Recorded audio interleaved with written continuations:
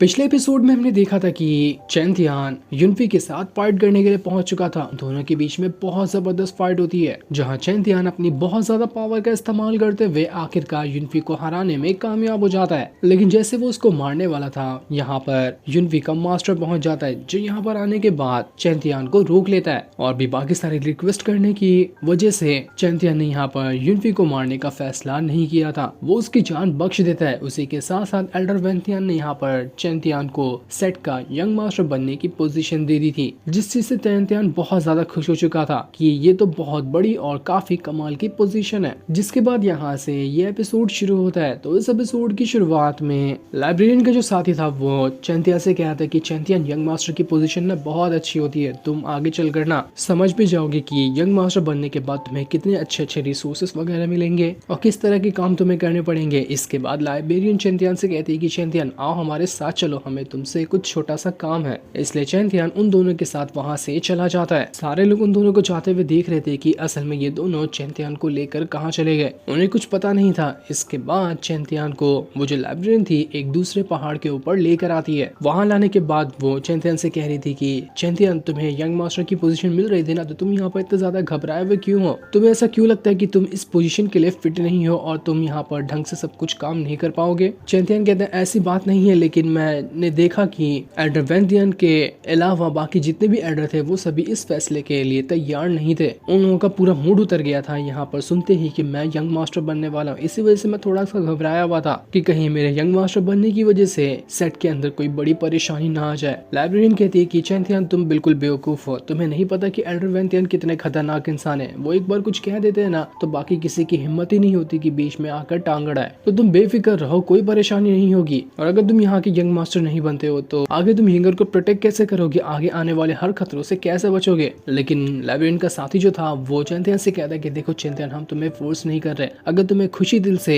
यहाँ का young master बनना है तो तुम बन सकते हो, और अगर नहीं बनना चाहते हो तो वो भी तुम्हारे ऊपर ही डिपेंड करता है। जब भी तुम बनना चाहोगे हम उस चीज के लिए रेडी रहेंगे। लाइब्रेरियन कहती है चैंतियान से कि ठीक है फिर जैसे तुम्हारी मर्जी, जाओ और अपना प्रैक्टिस करो, क्योंकि कुछ टाइम के अंदर सारे डिसेबल को यहाँ से सीक्रेट रैलन के अंदर भेजा जाएगा। तो तुम्हारी जिम्मेदारी होगी यंगर को प्रोटेक्ट करना। अगर उसे कुछ हुआ तो फिर देखना मैं तुम्हें नहीं छोड़ूंगी। इसलिए जाओ अच्छे से प्रैक्टिस करो और खुद को पावरफुल बनाओ। जिस पर चैंतियान कहता है कि आपको फिक्र करने की जरूरत नहीं है, मैं कैसे भी करके उसको प्रोटेक्ट करके ही रहूंगा, आप ये जिम्मेदारी मुझ पर ही छोड़ दो। इसके बाद चैंतियान अपने कमरे में आता है और वहाँ आने के बाद वो स्वॉर्ड एम्पायर से कह रहा था कि देखो सारे लोगों को अब यहाँ से सीक्रेट रैलन के अंदर जाना है। वो जगह बहुत खतरनाक होगी, वहाँ जाकर मेरी जान भी जा सकती है। तो स्वॉर्ड एम्पायर यहाँ पर मेरी थोड़ी मदद करो ना, ताकि मैं खुद को और ज्यादा पावरफुल बना सकूं, क्योंकि मैं बहुत कमजोर हूँ, मैं सीक्रेट रैलन के अंदर नहीं जा सकता। वो स्वॉर्ड एम्पायर को मस्का लगा रहा था ताकि स्वॉर्ड एम्पायर उसको अच्छी अच्छी टेक्निक सिखा दे। स्वॉर्ड एम्पायर चैंतियान से कहता है कि बस बस बहुत हो गया, ज्यादा नाटक करने की जरूरत नहीं, मैं तुम्हारा प्लान समझ चुका। तो बताओ तुम्हें क्या सीखना है, क्या चाहिए तुम्हें अभी? चैंतियान कहता है कि अरे वाह ये तो अच्छी बात है, मुझे ना वैसे कुछ ज्यादा नहीं चाहिए, बस मुझे थोड़ी स्पिरिचुअल टेक्निक और स्पिरिचुअल स्किल वगैरह सिखा दो। मैं अपनी स्पिरिचुअल स्किल में उतना ज्यादा मास्टरी नहीं हासिल कर पाया, तो वो मेरे पास हो जाएगी तो बहुत ही अच्छी बात रहेगी। मैंने सुना है ना कि स्पिरिचुअल टेक्निक को बढ़ाने के लिए ना तो ड्रैगन क्लान का जो ड्रैगन गॉड है उसका ब्लड लगता है। तो प्लीज तुम्हारे पास अगर थोड़ा सा होगा तो लाकर दे दो,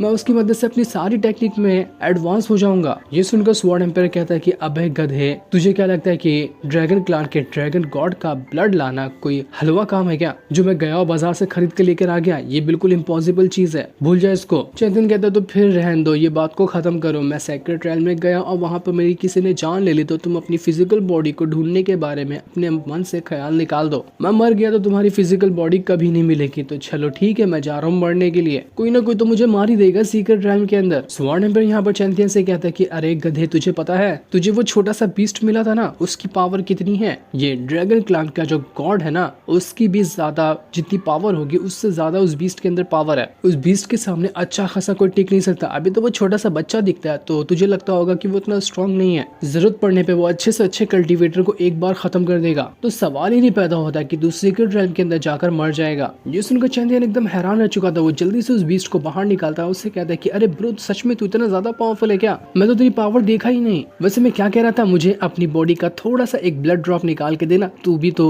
जैसा स्वॉर्ड एम्पायर ने कहा कि ड्रैगन क्लान का जो गॉड है उसकी जितना पावरफुल है, तो तेरे भी ब्लड से मैं अपनी स्पिरिचुअल टेक्निक को ना मास्टर कर लूंगा। बड़ा ही चालू किस्म का बंदा था ये चैंतियान। बेचारा छोटा सा बीस्ट तो पहले डर जाता है कि ये क्या मांग रहा है मुझसे, लेकिन तब भी वो चैंतियान चैंतियान के रिक्वेस्ट करने पे अपना एक ब्लड ड्रॉप निकालकर चैंतियान को दे देता है, जो कि बिल्कुल अजीब से कलर का ब्लड था, वो तो रेड था ही नहीं। स्वॉर्ड एम्पायर कह रहा था कि बड़ा अजीब सा ब्लड लग रहा है, क्या पता इसकी पावर कितनी होगी, ये चैंतियान हैंडल कर भी पाएगा या नहीं कर पाएगा। बिल्कुल बेवकूफी भरा इसने काम किया है। चैंतियान जैसे उस ब्लड को छूता है वो ब्लड पूरा उसकी बॉडी के अंदर चला जाता है, जिस वजह से उसको बहुत ज्यादा तकलीफ होने लग गई थी। चैंतियान उस तकलीफ को बर्दाश्त ही नहीं कर पाता, ऐसा लग रहा था उसकी पूरी बॉडी फट जाएगी। उसके हाथ पैर में इतना दर्द हो रहा होता है कि ऐसा लग रहा था वो अपने हाथ पैर को ही तोड़ दे दर्द खत्म करने के लिए। वो बीस्ट वहां पर चैंतियान से कहने की कोशिश कर रहा था कि और चाहिए था ना मेरा ब्लड, अपनी पावर देखा नहीं और मेरा ब्लड मांग लिया, अब भुगत इसका अंजाम, बहुत तकलीफ होने वाली है तुझे, ये तो बस शुरुआत ही है। वो ब्लड की जितनी भी पावर थी वो चैंतियान के एक हाथ के अंदर चली जाती है। उस वजह से वो जैसे अपना हाथ जमीन पे पटक कर मारता है कि पूरा घर वर ऐसा लग रहा था टूट जाएगा। यानी कि अब चैंतियान के पंच में बहुत ही स्ट्रॉन्ग पावर आ चुकी है, वो जिसको भी पंच मारे तो अच्छे से अच्छा बंदा यहाँ पर मर जाएगा। दूसरी तरफ हम लाइब्रेरियन उसके साथी को देखते हैं, जहाँ पर यिंगर आती है। लाइब्रेरियन यिंगर से कह रही थी कि क्या हुआ, कंपटीशन तो खत्म हो गया, अब किस काम के लिए यहाँ पर आई हो? हम दोनों चैंतियान को कहीं लेकर चले गए थे, तो उसी के बारे में पूछने के लिए आई हो क्या, कि चैंतियान कहाँ पर है, वो ठीक भी है या फिर नहीं है? लेकिन यिंगर कहती कि नहीं, मुझे तो चैंतियान की इतनी फिक्र नहीं है, मैं उसकी फिक्र करके क्या ही करूंगी, मैं तो उससे बहुत ज्यादा नफरत करती है, वो बिल्कुल नफरत के लायक ही है। यहाँ पर यिंगर सबके सामने नहीं बताना चाहती कि वो अंदर ही अंदर चैंतियान को पसंद करती है, वो बाहर से गुस्सा दिखा रही थी कि वो चैंतियान से बहुत ज्यादा नफरत करती है। लाइब्रेरियन यिंगर से कहती कि देखो, हमने तो डिसाइड कर लिया है कि चैंतियान तुम्हें आगे आने वाले हर खतरों के लिए प्रोटेक्ट करेगा, तो तुम जरा अपना गुस्सा उसके लिए कम कर दोगी ना तो ये अच्छी बात होगी। यिंगर कहती कि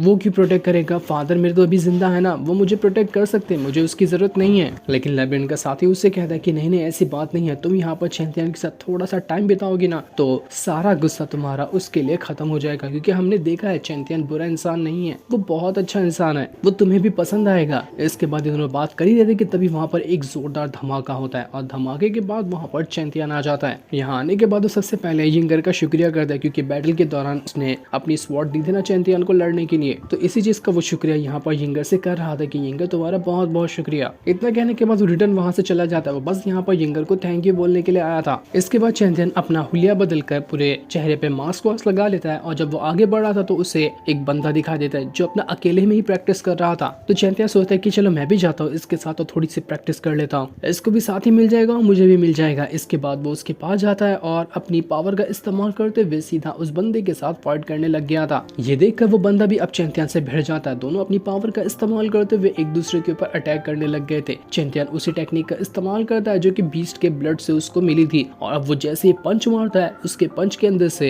एक बहुत ही ज्यादा खतरनाक ड्रैगन की स्पिरिट बाहर निकल कर आती है। इस चीज को देखकर वो बंदा भी हैरान रह चुका था कि अबे यार ये कौन है, लेकिन जो भी अटैक किया बढ़िया किया, अब मैं भी इसको अपनी फुल पावर दिखाता हूँ ताकि इसको बता सकूं कि मैं भी कम नहीं हूँ। इसके बाद बोला जो बंदा था वो भी अपनी पावर का इस्तेमाल करते हुए अपनी एक स्पिरिचुअल बीस्ट को बाहर निकाल लेता है, और उसकी मदद से वो चैंतियान के ऊपर अटैक करने के लिए जा रहा था, लेकिन चैंतियान के ऊपर वो एक भी अटैक कर पाता इससे पहले चैंतियान वापस से अपनी पावर का इस्तेमाल करते हुए एक बहुत ही स्ट्रॉन्ग वाला अटैक उस बंदे के ऊपर कर देता है। चैंतियान यहाँ पर देखना चाह रहा था कि जो ब्लड उसको मिला है उसकी वजह से वो कितना स्ट्रॉन्ग हुआ, और जैसे यहाँ पर वो अटैक करता है उसकी ड्रैगन स्पिरिट यहाँ पर उस बंदे की स्पिरिट पे भिड़ जाती है। इस वजह से उस बंदे की हालत खराब हो चुकी थी, ऐसा लग रहा था कि अब वो दोबारा फाइट नहीं कर पाएगा। तो चैंतियान यहाँ से निकल लेता है कि चलो इसके साथ फाइट तो हो गई, अब मैं यहाँ से जाता हूँ, देख लिया मैंने कि ब्लड की पावर से मुझे बहुत अच्छी स्ट्रॉन्ग टेक्निक मिल गई। वो बंदा कह रहा था कि आखिर तेरी हिम्मत कैसे हुई मुझे मार के भागने की, डर गया क्या, भाग क्यों रहा, वापस से आ। लेकिन चैंतियान वहां से दोबारा भागने लग जाता है। वो बंदा तो अब उसके पीछे पड़ चुका था, लेकिन जैसे चैंतियान आगे भाग रहा था वहां पर वुजिन पहुंच जाता है जो चैंतियान का रास्ता रोक लेता है। वो बंदा वुजिन से कहता है कि वुजिन तुम बिल्कुल सही टाइम पर आए, चलो पकड़ो इस बंदे को, ये मुझे मार कर भाग रहा था, हम इसको नहीं छोड़ेंगे, इसकी तो आज यहाँ पर चाल ले लेंगे। वुजिन यहाँ पर चैंतियान से पूछता है कि आखिर तू है कौन, क्योंकि चैंतियान ने मास्क लगाया था तो वो उसको पहचान नहीं पाता। चैंतियान उससे कहता है कि तुम मुझे नहीं पहचान रहा, ठीक है तू ना कुछ ही टाइम के अंदर मुझे पहचान भी लेगा। इसके बाद चैंतियान पूरी रफ्तार के साथ वहां से भाग जाता है, लेकिन उसकी आवाज सुनकर यहाँ पर वुजिन समझ चुका था कि ये कोई और नहीं बल्कि चैंतियान ही था। तभी तो जिस बंदे को इसने मारा है वो बंदा काफी स्ट्रॉन्ग है और जल्दी को उसको मार भी नहीं पाता। चैंतियान ने तो बस एक दो अटैक में इसकी हालत खराब कर दी। वो बंदा वुजिन से कहता है कि अरे यार वुजिन तुमने उसको पकड़ा नहीं, देखो वो भाग गया। वुजिन उससे कहता है कि अरे यार वो सब छोड़, मुझे बता कि जिसने तेरे साथ फाइट की वो बंदा कैसा था, वो स्ट्रॉन्ग था कि नहीं था, उसने कैसा अटैक तुझ पे किया। तो वो बंदा यहाँ पर चैंतियान की तारीफों के पुल बांधने लगता है कि अरे यार क्या कमाल का बंदा था, ऐसा पंच मारा ना कि उसके पंच के अंदर से ड्रैगन बाहर निकला, बहुत खतरनाक था, मैंने उस बंदे जैसे पावरफुल बंदे को जल्दी नहीं देखा था, बड़ा ही मिस्टीरियस और काफी खतरनाक बंदा था।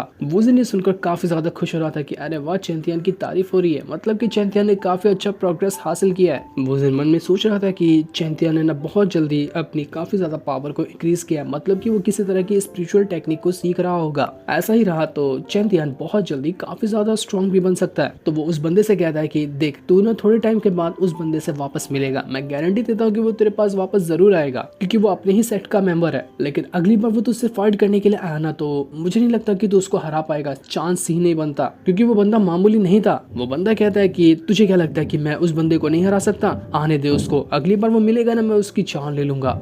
मुझे मार के भागा, मुझे बुली करके भागा, ऐसा तो मैं कभी नहीं किसी इंसान को छोड़ने वाला हूँ। वुजिन उससे कहता है कि अरे यार वो सब बात छोड़, अभी 2 महीने के अंदर हमें ना सीक्रेट रैम के अंदर जाना है, तो चल आजा अपन दोनों साथ में चल के प्रैक्टिस करते हैं। बहुत जल्दी प्रैक्टिस करनी है क्योंकि टाइम बहुत कम बचा हुआ है, इसलिए वो दोनों यहाँ से प्रैक्टिस करने के लिए चले जाते हैं। दूसरी तरफ हम चैंथियन को देखते हैं जो कोई अच्छी जगह ढूंढ रहा था जहाँ पर वो आराम से बैठकर अपनी डीमन मार्शल स्पीड के साथ प्रैक्टिस कर सकता है। जैसे उसको एक अच्छी जगह मिलती है, वो कहता है कि चलो ये जगह परफेक्ट है, मैं यहाँ पर प्रैक्टिस कर सकता हूँ। पर जब वो सामने देखता है तो यहाँ पर यिंगर नहा रही थी, क्योंकि वहाँ पे छोटा सा तालाब बना था। यिंगर जैसे ही चैंथियन को देखती है, वो उससे कहती है कि मनहूस आदमी, तू फिर से मुझे आ गया देखने के लिए, इस बार तू जिंदा नहीं बचेगा, तू मुझे फिर से नहाते हुए देखने आया, मैं तेरी जान ले लूंगी। जिसके इतना कहते ही ये एपिसोड यहीं पर एंड हो जाता है। थैंक्स।